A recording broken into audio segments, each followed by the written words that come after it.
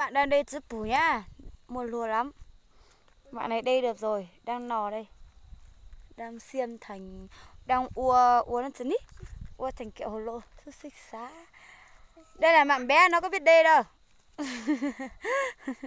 Thành tốt phó hả biết ta chữ bù lù thì nó ít lành đi ít khó. Mấy thử bao chú để nhau phong chó thì con cậu. Ui thế sao đây chơi nhiều thành đây chữ bù ra. Gì để chết chữ bù nó mà hô lửa la mà hô quả đùng đũm nè, hô lửa mông mà hô chữ bù á. Con nói là biết chữ bù lắc kia, chữ bù lắc kia. Đây chữ, ôi, cẩn thận nha. Cái này nuôi là hết rồi. Để mình nói hay nhiệt cầu chữ tao sát à, sát đi, tự ngã tự đứng lại nè. Đấy, ui cảnh đẹp nhỉ, xây cảnh mà rông cầu thì coi chuyện đăng nhỉ. Chắc có bố có thể trang bố chứ rõ rồi. Đây đã là con dấu đi. Đây hôm nay bên mùa xe xuống khéo mình ở xe một chợ tiền nữa. Y P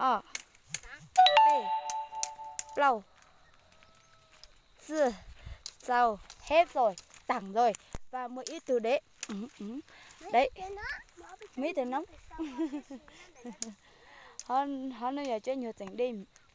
Thì sao mà ớt tôi nhất đi rồi, tả tức là xe các bạn ở đây thôi. Đấy, mùa lùa thì thôi cô em đi. Chứ bố tôi tặng là đây. Thì chắc là mà tôi xá đó. Chắc là tôi xá, thả thì xá mà. Chắc là tới xong tới lúc chứ nó lù mấy nó lo. Chắc là tôi xá chứ dòng thì ở bên đông mà. Ui, nó mua ở bên lúc xá lại. Cô ấy đây cô nào đấy. À, các câu nào. Chu ngon nè.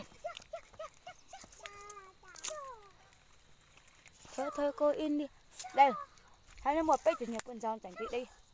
Chân đào trống đấy. Bữa này mà quay video nhỉ. Ui nhiều nó thì ủ này.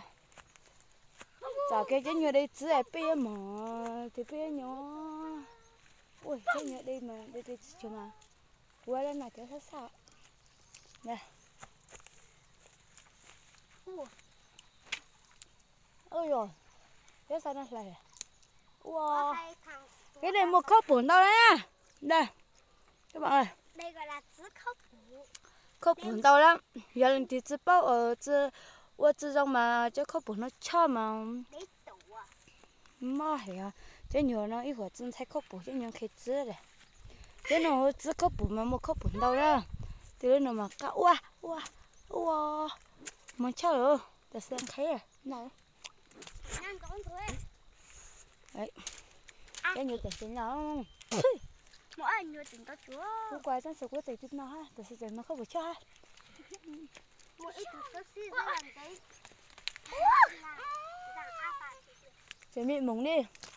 Ua. Hai cái thằng này. Tụi nó mà nó giàu ơi. Sẽ bằng khai chữa.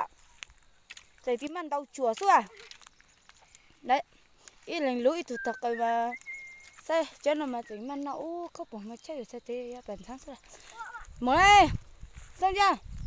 Nhưng mà thì là biết mở là bây giờ tôi xanh nhiều nhẹ. Cái buổi nhất giờ biết đến nào nhẹ. Mở à. Đi thôi. Không đi tôi đi cu chi đây. Đây nó biết một tả nó biết chơi nhiều nhá tả nó. Thôi cô em đi chơi biết cô đến nơi điều gì. Mừng đi. Biết hồi em một tả biết chơi nhiều nữa. Sao con tự nhỏ. Ôi con tự nhỏ à. Thôi cô em đi. Mừng đi. Còn một thằng nữa. Sĩ tôi chẳng nhớ tỏ cô khâu cho tao lửa. Thứ về đây đấy. Sao tụi đấy là sao tụi đấy ta xem mà. Đấy mùa nữa à. Với tụi chẳng tiết đây phải nữa đó. Nó mới cho ta sửa mí đi. Chạy đi à. Ta chẳng nhớ mà buổi ít ra mà yêu hòa. Nhưng càng một đây nha. Cá. Con chào cô một cô anh đây. Rồi bao nhiêu nhá thì lại. đấy tao mà mới chấp bằng ít chấp bằng nông gọi chứ nhiều chẳng thì đây bằng hơn à một yêu nhung nó mà bổ bằng lọ đi bổ chứa lọ đi đấy thì chúng nó đây bằng nhỏ mày từ từ để tao giới thiệu này đấy trái bằng này có thể nọ được nhá nó nọ thay chất chứa nó ok nọ nó xay cho nhiều nọ đấy thứ nọ đi thứ đi mua thứ họ chất chứa sòn nọ căng mỏng đấy các bạn này đang xay cho nhiều chỉnh nọ này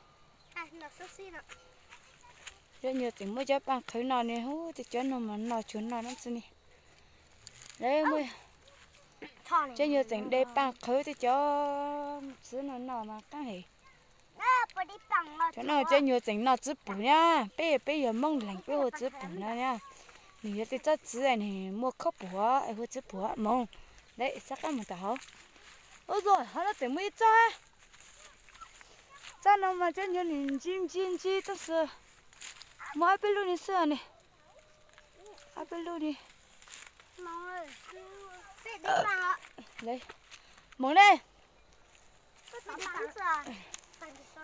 nó tôi là tàu lùn căng thế phải lúc sinh ra căng thế nào đấy giờ chỉ nhiều tôi chúng nhưng mà ôi giờ sinh nhung nó từ mùa lúa ha chỉnh lót chín nào ha chơi nhung nhớ sao nữa đó mẹ bây giờ bách từ nhau là sẽ bách bảo từ nó nhanh một luôn nha chơi này là bạn sâu dài chơi như chỉnh tì lúc ba đấy biết một lùa hiểu hả đấy là mà cũng một tí nó cũng qua cho nó tê ra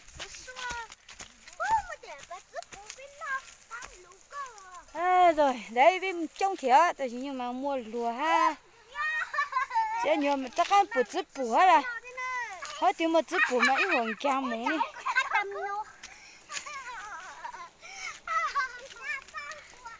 hồi nãy biết sự nông nhất nhiều hết chứ nhiều lim bê khu chẳng chả sao nhở nó từ mí